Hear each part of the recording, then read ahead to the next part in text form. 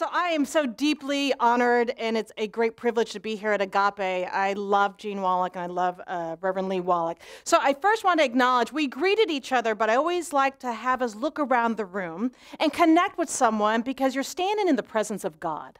And so just take a look around the room at each other and just connect with a smile from the inside out, and recognize that we're standing here in the presence of God.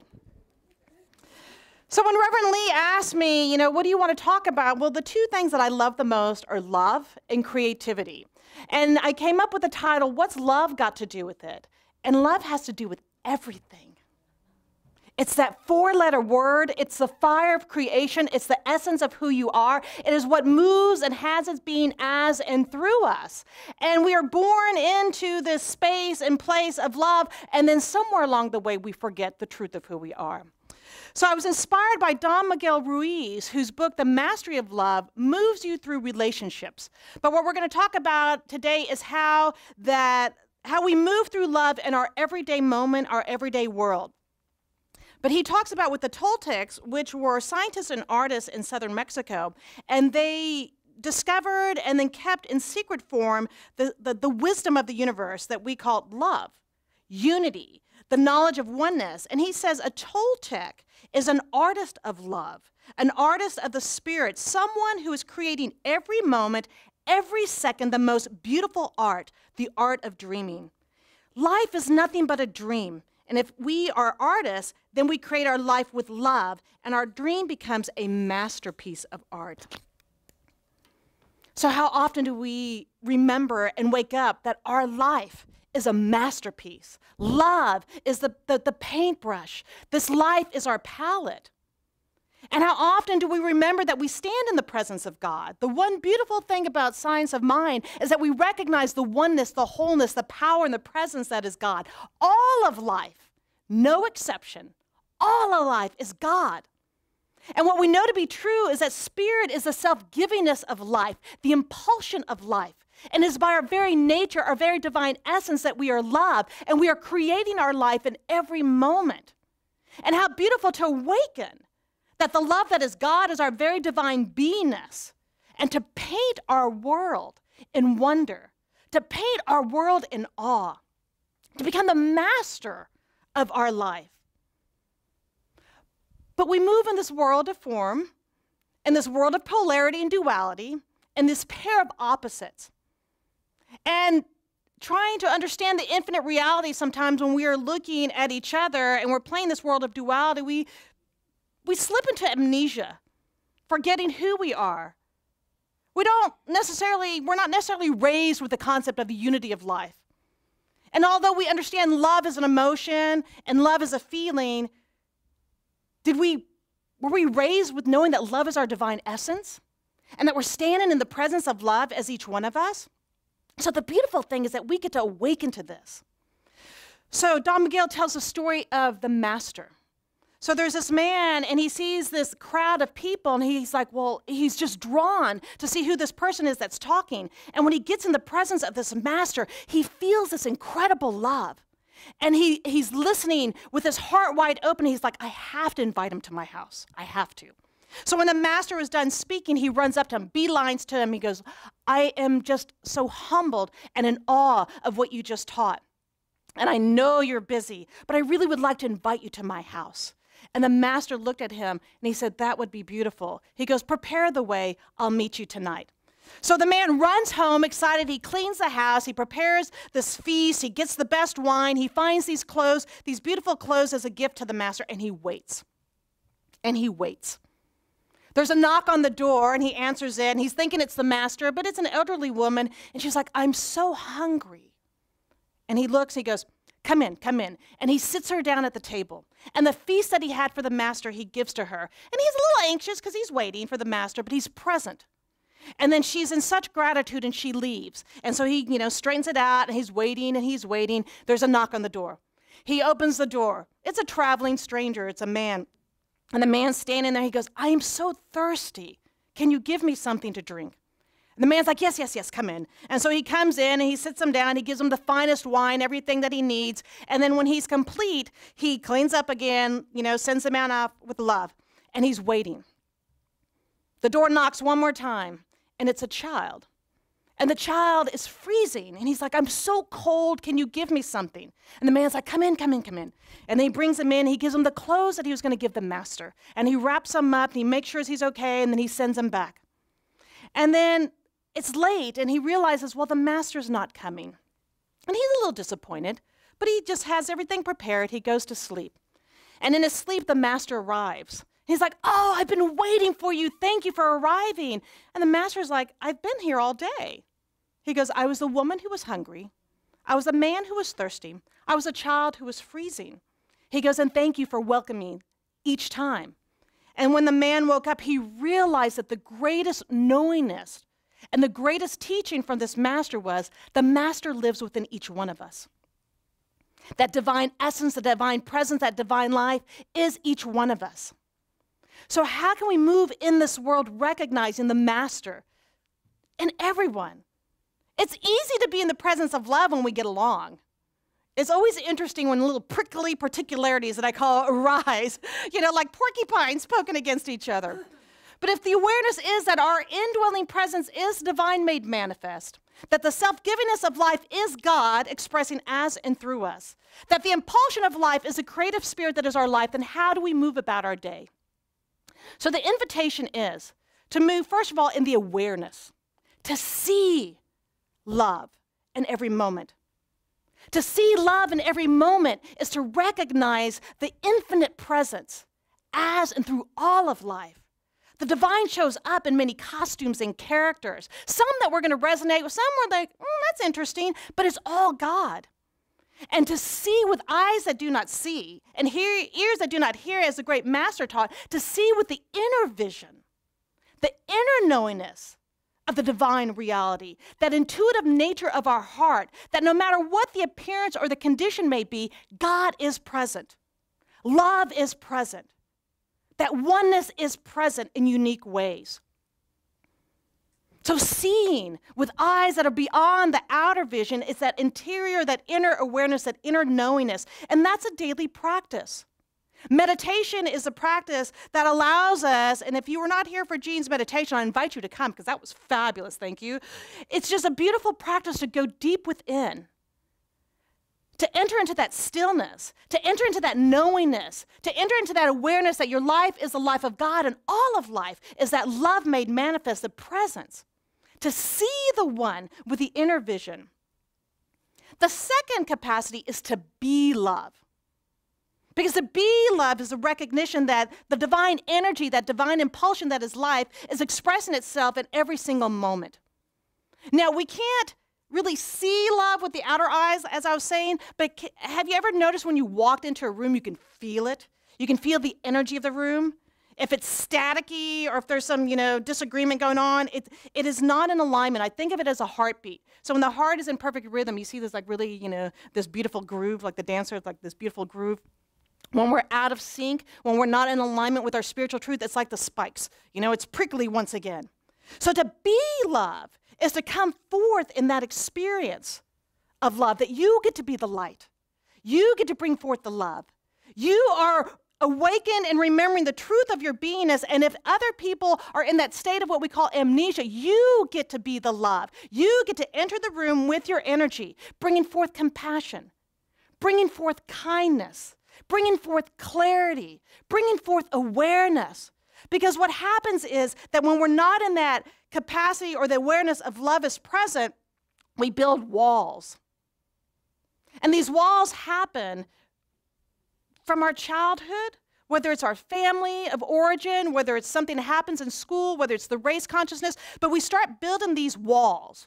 And whether it's the wall is anger because of something that happened, whether the wall is judgment because of something that happened in your childhood, whether the wall is jealousy because you don't recognize your self-worth, or it's disappointment, we create these energetic walls. Now, have you ever walked up to someone who had a big wall? Bing, But how often have we been in that state ourselves, where we're not in that centeredness of our beingness, and not aware that we're creating this energy? I had the great pleasure of being trained in a program in Costa Rica. What I took in Costa Rica was called Be Peace, but we now call it connection practice. It's the awareness that as our physical beingness, all right, so we are love made manifest, but as our physical beingness, we are energetic beings. That our heart has an intelligence and a field that goes 5 to 8 feet beyond where we're standing. We're literally dancing and swimming in each other's heart field right now. And when you enter into a state of coherence, because when we're in our brain and we're thinking or we're getting mad, there's actually part of our brain that starts, like creating a little bit of chaos, I call it. But it's our heart that is what puts us in alignment. And they call that coherence. It's a social and emotional intelligence and a skill set so that when we drop into the heart space and we anchor ourselves into that field of intelligence, we literally, physically shift the energy in the room. This is how love shows up. So if you enter a situation that seems a little chaotic, as opposed to going into judgment, center yourself, take a moment to breathe into that space, saying, okay, I know that love is present. I know that God is present. I call forth harmony. I call forth peace. But if you can align yourself in that place of peace and love and harmony and joy and bring it forth, you energetically enter into this field. That disruptive field now becomes coherent. And literally like clocks in a clock shop, the main clock will bring it all in alignment. You become that place of being love. You become that place of coherence. You become that place of awareness. You become that place of seeing God that's expressing and then calling forth love in the moment. And you don't even have to say a word. Literally, you can enter the room in the field and intention of unconditional love and shape shift the energy. So see love, the inner reality, the inner vision, be love. So I'm going to take you through just a quick practice here. So think of a situation in your life right now that's causing a little static. We all have it because we're living here in the world of duality. So, and I'll raise my hand, because I remind people I've entered ministerial school, but I did not sign an application to become a saint. So we are spirit in this human realm, and stuff comes up. So just think of a situation right now that something that you're wanting to change. Maybe a disagreement you're having with someone at work, something in your family, and just take that situation right now and close your eyes. And I'm going to invite you just to focus on your heart. Just take a moment and just focus on your heart. And as you breathe into your heart space. Inhaling that love and that awareness of the divine. As you exhale, just allow that love to pour forth, but breathe into your heart space. And with every breath, allow yourself just to go deeper into your heart. This is the place of the kingdom that is within. And in your mind's eye, think of a situation that brings you great joy, great appreciation, that energy that is so uplifting.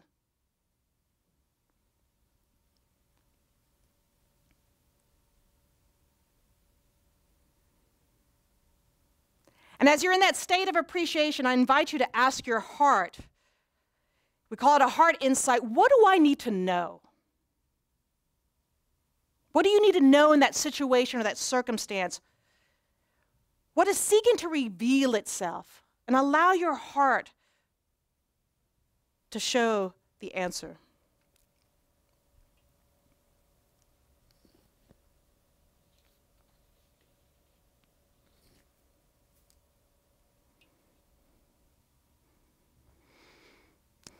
And take another deep breath in as you inhale.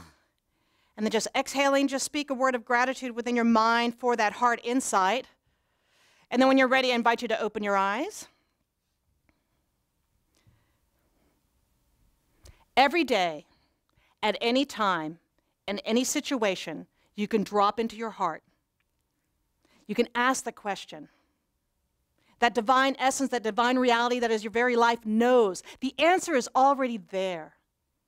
But as we allow ourselves to get alignment in the heart energy, we are bringing ourselves forth to be the peace.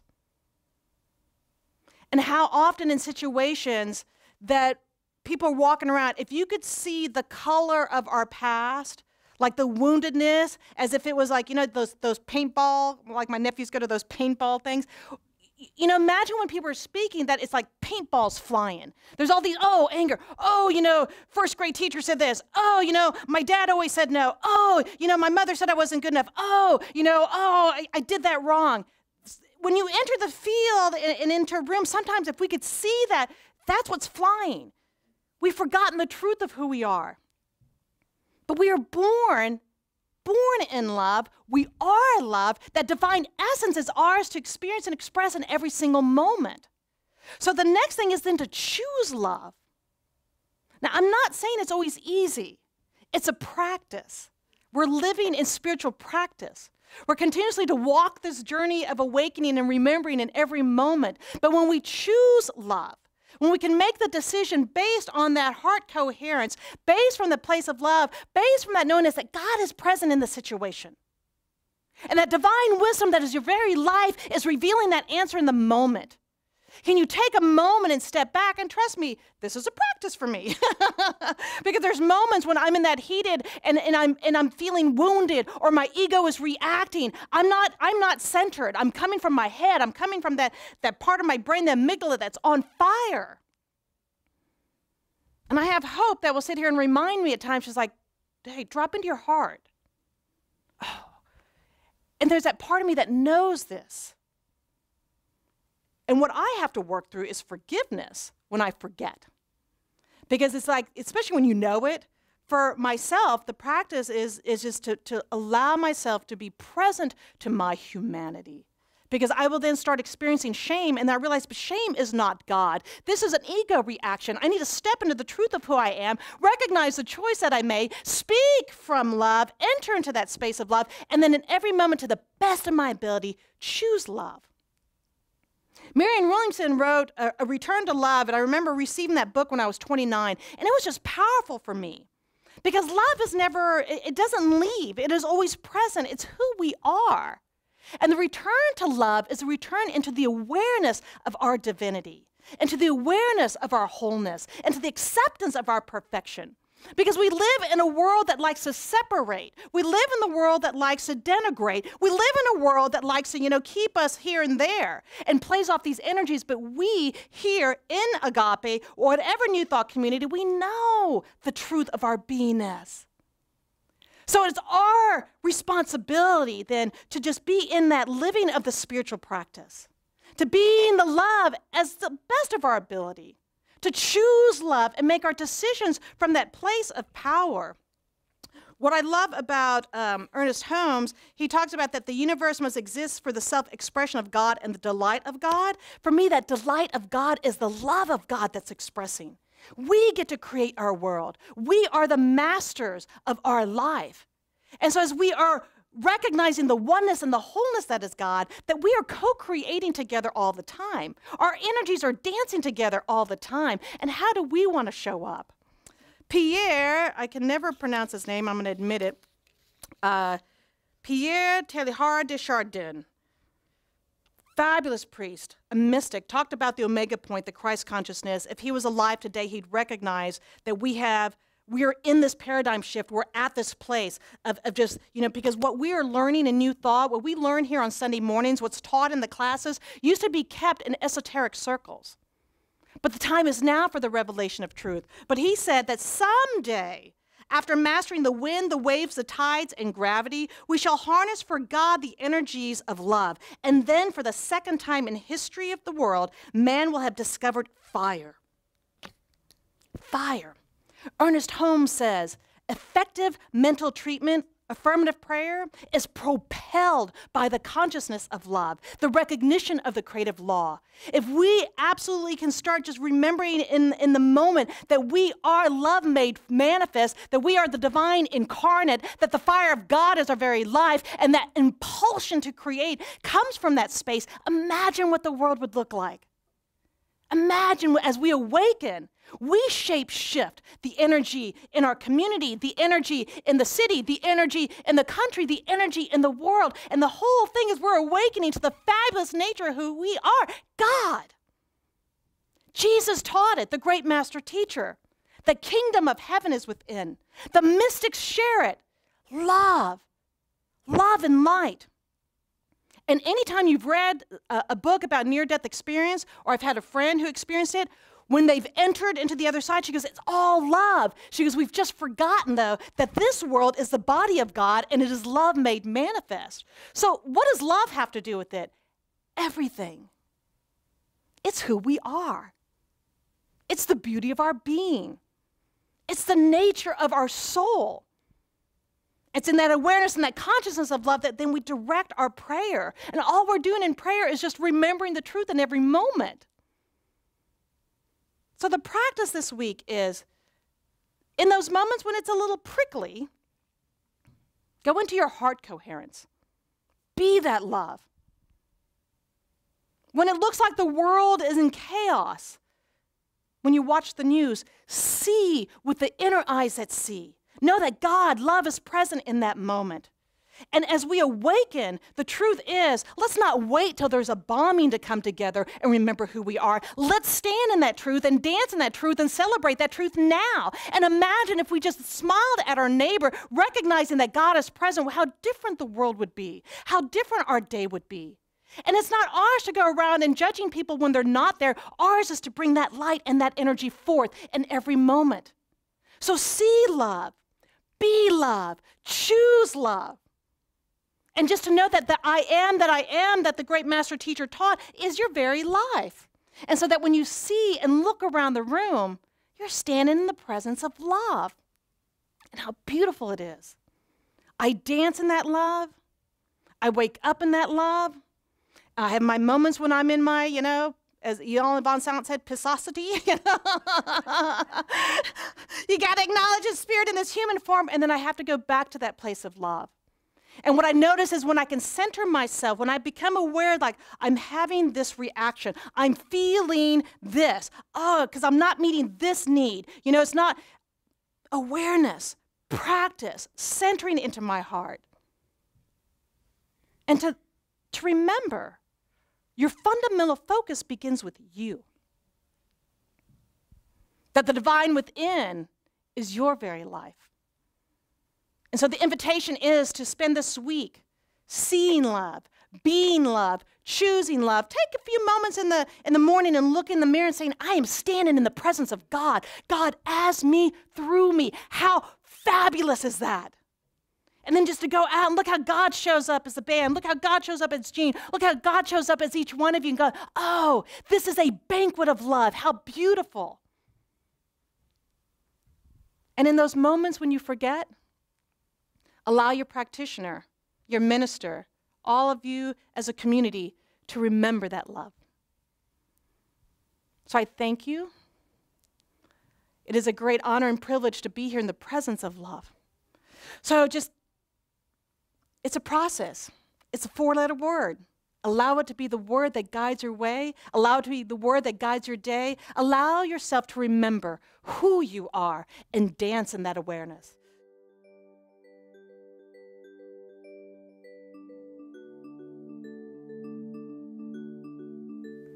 I want to thank you for joining us today. I am so grateful that you took your time to watch or listen to this message. If you found this message beneficial, I would ask you to go to our website. Once there, click on the Contribute button and experience the joy of conscious and purposeful giving. It is through your gifts that we are able to bring this message to the world. I would also ask you to please share this message with anyone you feel might benefit. Again, I want to thank you for joining me and the Agape community as together we bring joy to life.